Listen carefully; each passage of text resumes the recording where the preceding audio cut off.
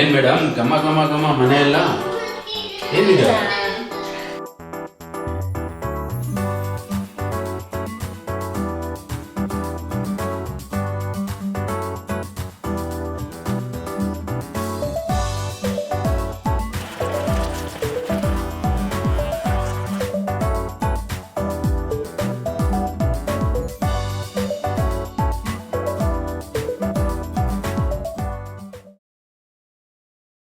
Friends, ರುಚಿ ಪಾಕಶಾಲೆ ಚಾನಲ್ಗೆ ತಮ್ಮೆಲ್ಲರಿಗೂ ಮತ್ತೊಮ್ಮೆ ಸ್ವಾಗತ.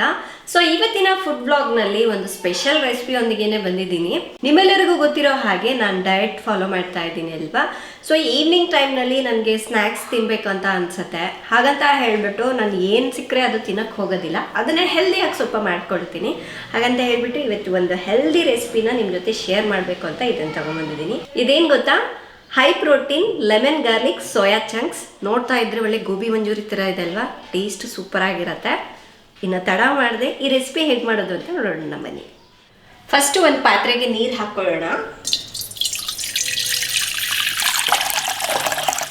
ಒಂದು ಅರ್ಧ ಟೀ ಸ್ಪೂನಷ್ಟು ಉಪ್ಪು, ಅರ್ಧ ಟೀ ಸ್ಪೂನಷ್ಟು ಸಕ್ಕರೆ, ಅರ್ಧ ಟೀ ಸ್ಪೂನಷ್ಟು ಶುಂಠಿ ಬೆಳ್ಳುಳ್ಳಿ ಪೇಸ್ಟ್ನ ಹಾಕಿ ಮಿಕ್ಸ್ ಮಾಡ್ಕೋಬೇಕು.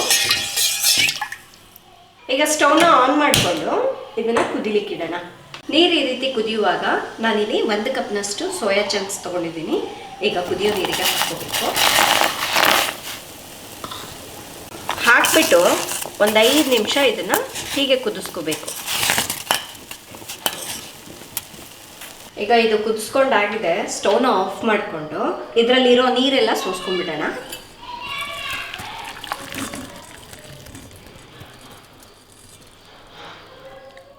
ಈಗ ಈ ಸೋಯಾ ಚಂಕ್ಸ್ನಲ್ಲಿ ಇರುವಂತಹ ನೀರನ್ನ ಹಿಂಡ್ಕೋಬೇಕು.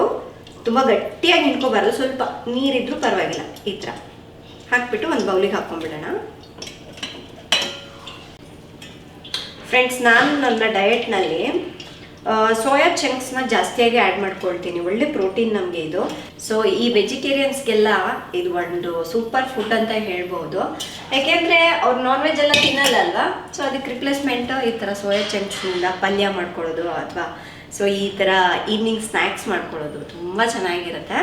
ಈಗ ಇದಕ್ಕೆ 1 ಟೀ ಸ್ಪೂನಷ್ಟು ಕಾರ್ನ್ ಫ್ಲೋರ್ನ ಆ್ಯಡ್ ಮಾಡ್ಕೊಳ್ತಾ ಇದ್ದೀನಿ. ಇಲ್ಲಾಂದರೆ ನೀವು ಮೈದಾ ಆ್ಯಡ್ ಮಾಡ್ಕೋಬಹುದು. ಇನ್ನೂ ಹೆಲ್ದಿಯಾಗಿ ಮಾಡ್ಕೋಬೇಕು ಅಂದರೆ ಓಟ್ಸ್ ಪೌಡರ್ ಇರುತ್ತಲ್ವ, ಅದು 1 ಟೀ ಸ್ಪೂನಷ್ಟು ಹಾಕ್ಕೊಂಡ್ರು ಸಾಕು. ನಾನಿಲ್ಲಿ ಕಾರ್ನ್ ಫ್ಲೋರ್ ಯೂಸ್ ಮಾಡ್ತಾ ಇದ್ದೀನಿ. ಒಂದು 1/4 ಟೀ ಸ್ಪೂನಷ್ಟು ಅಚ್ಚ ಖಾರದ ಪುಡಿ, 1 ಟೀ ಸ್ಪೂನಷ್ಟು ಧನಿಯಾ ಪುಡಿ, ಮತ್ತು ಇದಕ್ಕೆ ಒಂದು ಅರ್ಧ ಟೀ ಸ್ಪೂನಷ್ಟು ಎಣ್ಣೆನ ಆ್ಯಡ್ ಮಾಡ್ತಾ ಇದ್ದೀನಿ. ಈಗ ಇದೆಲ್ಲದು ಮಿಕ್ಸ್ ಮಾಡ್ಕೊಳ್ಳೋಣ. ಜಸ್ಟ್ ಏನಂದರೆ ಎಲ್ಲದಕ್ಕೂ ಕೋಟ್ ಆಗಬೇಕು ಚೆನ್ನಾಗಿ.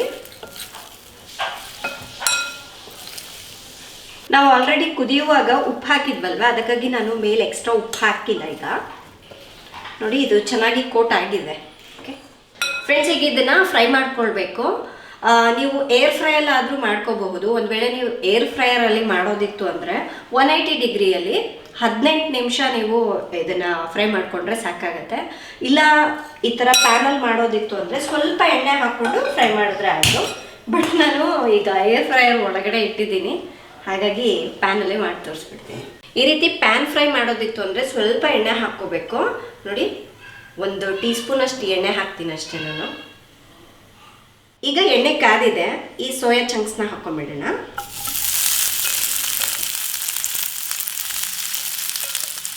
ಈ ರೀತಿ ಮಾಡಿದ್ರೆ ಎಣ್ಣೆನೂ ಜಾಸ್ತಿ ಹಿಡಿಯಲ್ಲ, ಚೆನ್ನಾಗಿ ಕ್ರಿಸ್ಪಿಯಾಗೂ ಕೂಡ ಆಗುತ್ತೆ.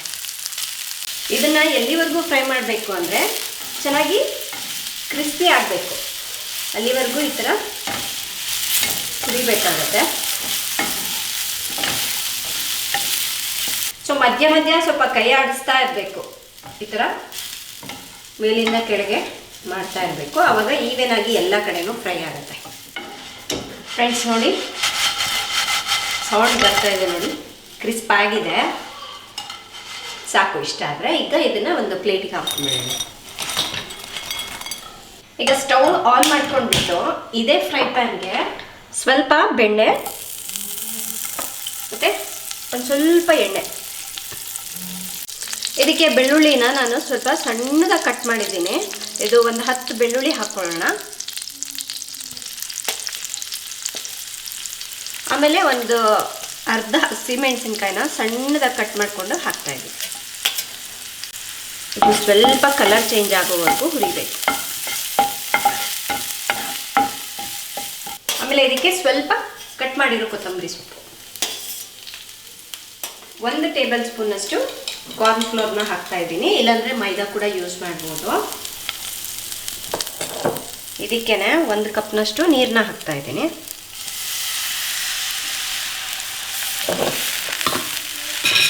ಹಾಕಿ ಗಂಟುಗಳು ಏನು ಇಲ್ದಲೆ ಈ ಥರ ಮಿಕ್ಸ್ ಮಾಡಬೇಕು. ಈ ಚಳಿಗೆ ಯಾರಿಗೆಲ್ಲ ಈ ಥರ ಸ್ನ್ಯಾಕ್ಸ್ ತಿನ್ನಬೇಕು ಅಂತ ಕ್ರೇವಿಂಗ್ಸ್ ಇರಲ್ಲ ಹೇಳಿ, ಎಲ್ರಿಗೂ ಇರುತ್ತೆ ಅಲ್ವಾ. ಬಟ್ ಏನಂದರೆ ನಾವು ಬೇರೆ ಆಪ್ಷನ್ ಇದ್ರೂ ಅದನ್ನೇ ತಿಂದ್ರೇ ಸಮಾಧಾನ ಅಂತ ಅಂದ್ಕೊಳ್ತೀವಿ. ಬಟ್ ಅದರ ಲೆಕ್ಕದಲ್ಲೇ ಈ ಥರ ಬೇರೆದನ್ನ ಕೂಡ ಮಾಡ್ಕೋಬೋದು. ನನಗಂತೂ ಈ ಗೋಬಿ ಮಂಚೂರಿ ತಿನ್ಬೇಕಂದ್ರೆ ತುಂಬಾ ಇಷ್ಟ ಆಗುತ್ತೆ.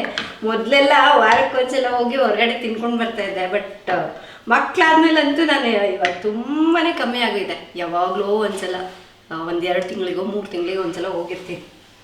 ಇದಕ್ಕೆ ನಿಂಬೆ ರಸ ಹಾಕ್ಕೊಳ್ತಾ ಇದ್ದೀನಿ. ಒಂದು ಅರ್ಧ ನಿಂಬೆ ಹಣ್ಣಿನ ರಸ ಹಾಕ್ಕೊಳ್ಳೋಣ. ಸ್ವಲ್ಪ ಉಪ್ಪು ಹಾಕ್ತಾ ಇದ್ದೀನಿ. ಹಾಕಿ ಒಂದ್ಸಲ ಮಿಕ್ಸ್ ಮಾಡ್ತೀನಿ.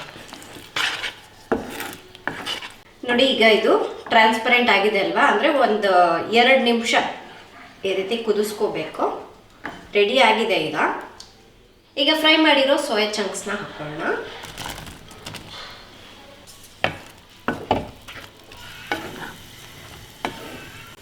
ಹಾಕ್ಬಿಟ್ಟು 1 ನಿಮಿಷ ಇದನ್ನ ಈ ರೀತಿ ಕುದಿಸ್ಕೋಬೇಕು. ನೋಡ್ತಾ ಇದ್ರೆ ಬಾಯಲ್ಲಿ ಬರ್ತದಲ್ಲ, ತುಂಬ ಸಕ್ಕತ್ತಾಗಿರುತ್ತೆ. ಫ್ರೆಂಡ್ಸ್, ರೆಡಿ ಆಗಿದೆ. ಈಗ ಪ್ಲೇಟಿಗೆ ಹಾಕ್ಕೊಳ್ಳೋಣ.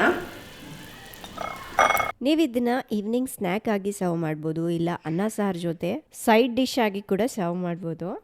ಇದ್ರ ಮೇಲೆ ಸ್ವಲ್ಪ ಕೊತ್ತಂಬರಿ ಸೊಪ್ಪನ್ನ ಹಾಕೊಳ್ಳೋಣ. ಏನ್ ಮೇಡಮ್ ಘಮ ಘಮ ಮನೆ ಎಲ್ಲ ಏನಿದೆ? ಇದು ಗೋಬಿ ಮಂಚೂರಿಗೆ ರಿಪ್ಲೇಸ್ಮೆಂಟ್. ಬರಿದೆಲ್ಲ ಸ್ಮೆಲ್. ಸೋಯಾ ಗೋಬಿ ಮಂಚೂರಿಯನ್ಗೆ ರಿಪ್ಲೇಸ್ಮೆಂಟ್. ಅದು ಏನ್ ಮಂಚೂರಿಯನ್ ಮತ್ತಿದು? ಇದು ಸೋಯಾ ಚಂಕ್ಸ್. High protein. ಬರಿದೆಲ್ಲ ಜ್ಯೂಸಿ ಸೂಪರ್, ಸಕ್ಕತ್ತಾಗಿರುತ್ತೆ. ಅಂಡ್ ಮಕ್ಕಳು ಕೂಡ ತುಂಬಾ ಇಷ್ಟಪಟ್ಟು ತಿಂತಾರೆ.